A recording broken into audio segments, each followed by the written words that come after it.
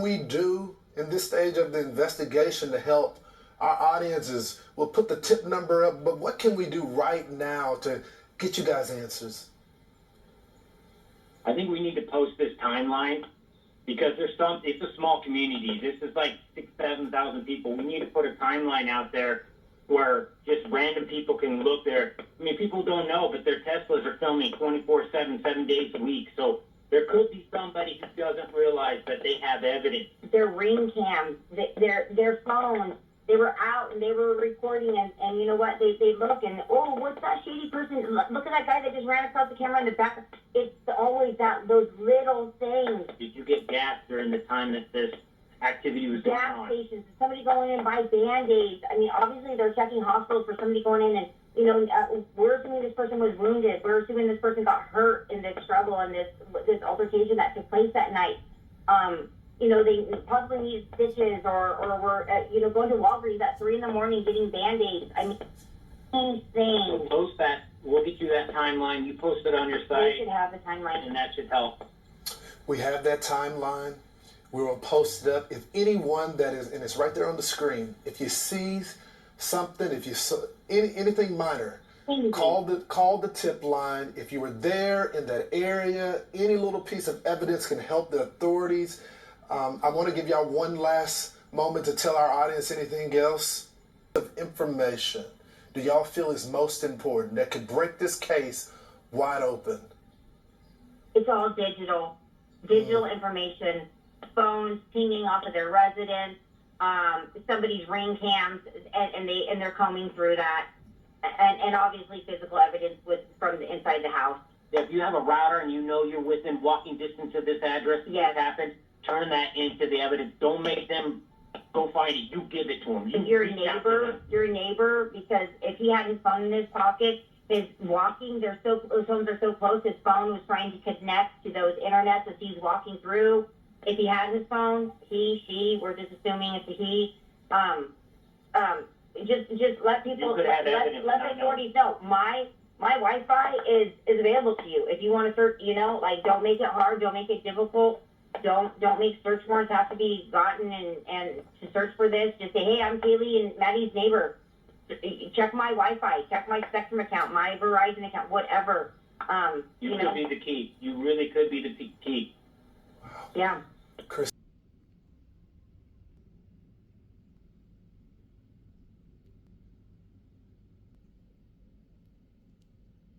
What is he carrying in his pant?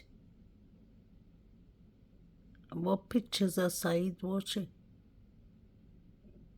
The Banfield boys and Saeed and the grub truck boys. The people yelling Zan and Ethan's name at the grub truck, Jovito, Saeed. All of their phones should have been checked immediately. What is he carrying in his pants? And he has on one glove. Won't be surprised if he's one of the 3 unidentified male DNAs that was said from the very beginning. One glove was found on the scene in front of 1122 Kings Road outside, and he's wearing one. How's that possible? Shouldn't this have been a part of evidence? Looks like it has red liquid on the shoes. Could it be Ethan's shoes? So these were the stuff the police was taking out in the beginning and giving back to the parents. This looks like evidence. Wonder if they took them back to the lab. Was the forensic evidence even gathered properly? We saw them expanding the crime scene 12 days after the unalivings. Saeed is watching some concerning, disturbing pictures. Was this on a live stream? You have Kaylee in the sitting position when I first showed this 2 years ago. Steve Gongalves didn't even come out and say that Kaylee was found in the sitting position. It can't be a coincidence. DM said that she witnessed a man with a black ski mask. What if it was a white and she's saying the opposite? Walter hoodie guy allegedly could have easily just had his white hoodie up and wore a K9 mask.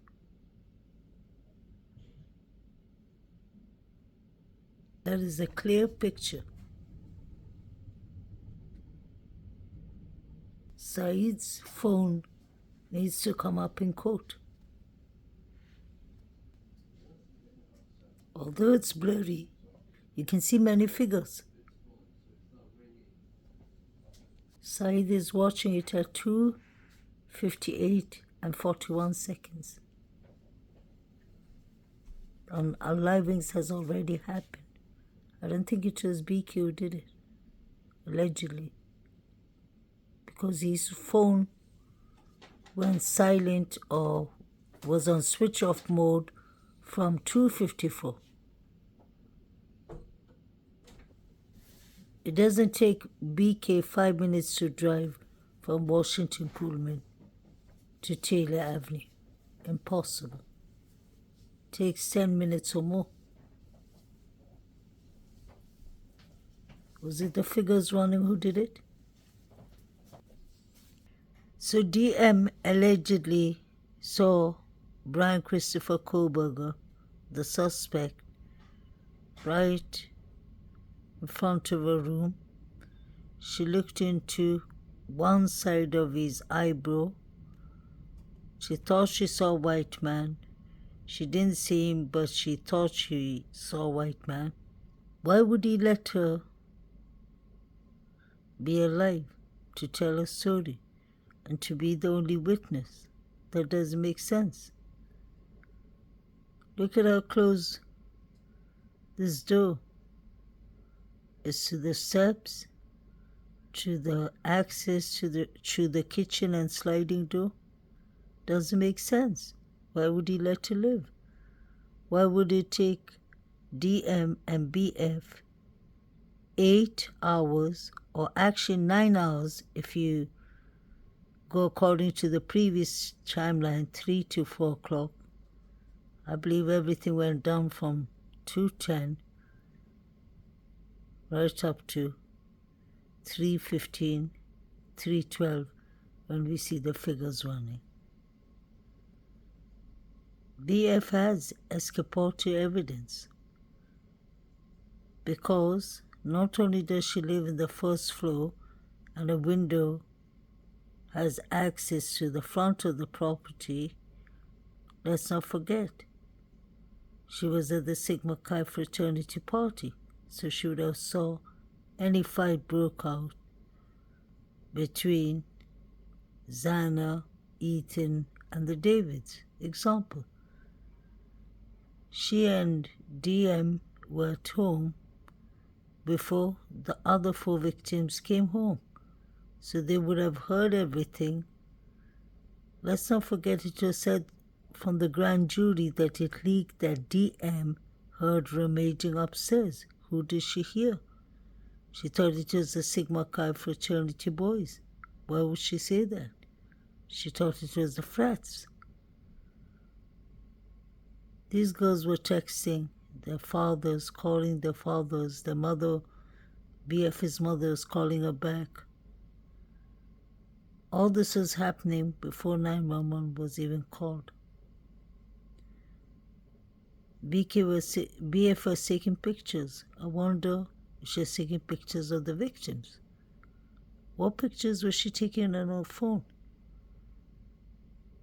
DM was acting like it was a casual Sunday morning. She was on her Indeed app. Was she fixing her CVs, her job references? Doesn't make sense. The smell would have been unbearable. Apologize, but that's the truth. Why was the front door left open? They even called Hunter Johnson and Emily before calling 911. There is a lot to say. What were they doing for so many hours? Where did DM want to go to? Why was she texting Eric G., the private shared driver that drove Katie and Maddie home? Quite strange. Why wasn't BF and DM talking for an hour and 53 minutes? Everything went quiet. Not only did Brian Koberger's phone, like they're saying, went into air mode or something, what about these girls? Their phones went silent too.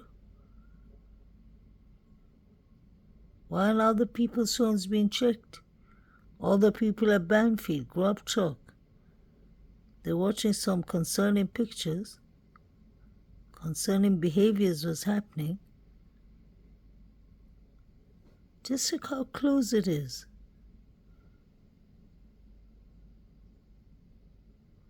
Something doesn't add up, the surviving roommate's story.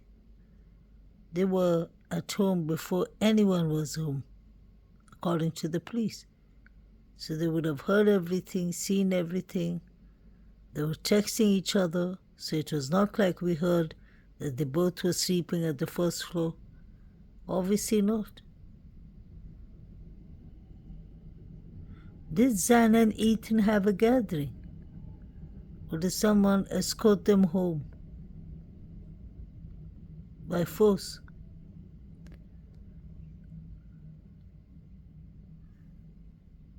Were they attacked outside? Trigger warning. There's many things that don't add up.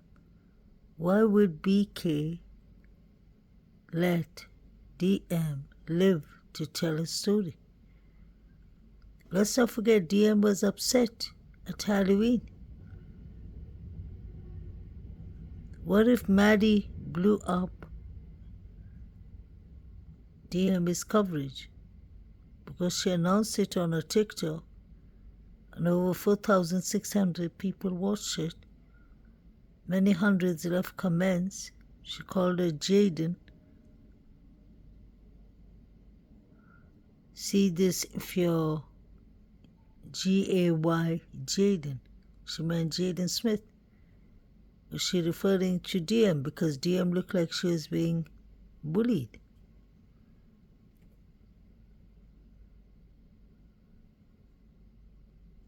What was BF doing in this house? Her Venmo shows that she was busy with rugs.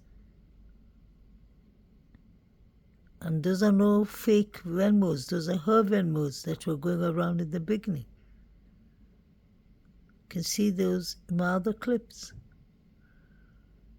Why did only these two surviving roommates, one who's supposed to be the witness or seeing Brian Christopher Koberger, who allegedly unalived 4 people, why would he be tried to unalive the 5th person if the 5th person is the only witness that is going to testify against him?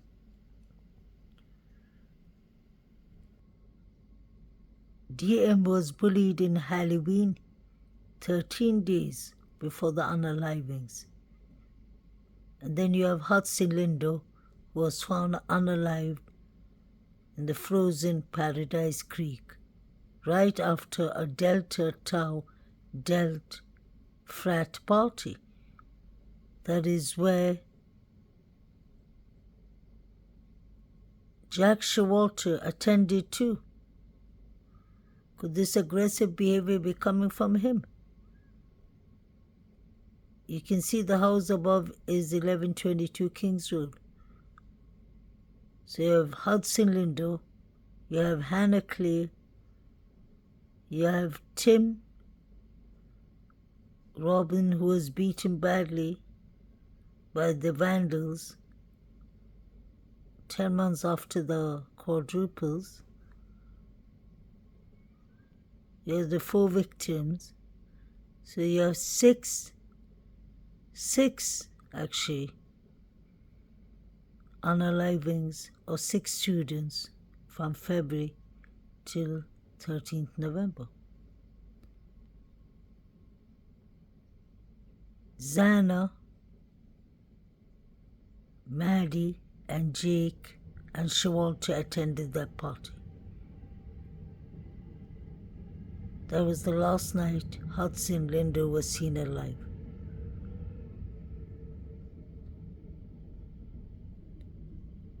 Hannickley's brothers were at the grub truck, like I said. And then you have DM, who is being bullied for gender, allegedly, according to Maddie Morgan's TikToks. Allegedly. What was actually going on? Could DM ever taken revenge or got someone to do it? Or maybe when she saw it happening, she knew it didn't involve her and she was already upset. Allegedly. Just a theory. There's something that the surviving roommates that Chief Fry said in the press conference are not witnesses, they were just there. There's something that they're hiding. Why did they choose to call Hunter, Johnson, and Emily before even calling the police? Everyone knew what happened. Like Stacy Chapin, Ethan's mother said, 2 a.m. is the hardest time for us all. What happened at 2 a.m.? And she did say that it was her children, her other 2 triplets, that called her and told her what happened. Why would they lie to their mother and say 2 a.m.? If Ethan and Xana were unalived at 2 a.m., then let's not forget, Koberger wasn't out on the road. He was out on the road. His phone switched off at 2:54, sorry. These unalivings with Ethan and Xana happened between 2 to 2:15. Somewhere between 2 to 2:20, at least. And Maddie and Kaylee, something happened to them when Maddie Morgan, MM, is calling BF or texting her and she ain't replying.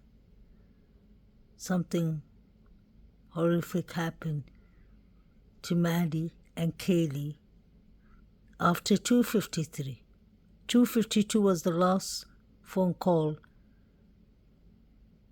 Kaylee and Maddie made to Jack D. It started from 2:24.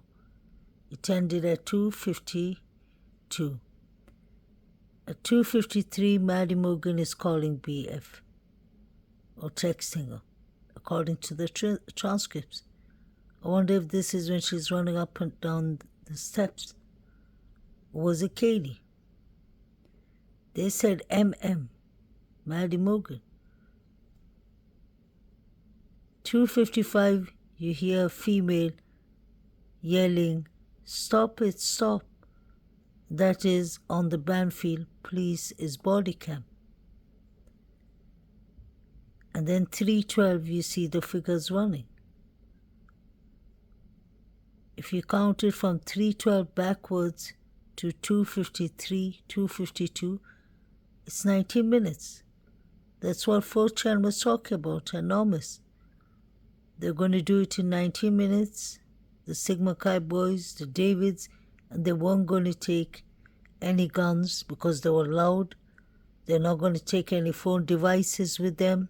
They didn't want it to catch their Wi-Fi at 1122 Kings Road. It all has made sense to me from the very beginning.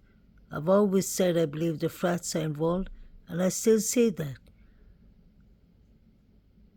The more I check into it, the more, and believe me, I'm quite fair.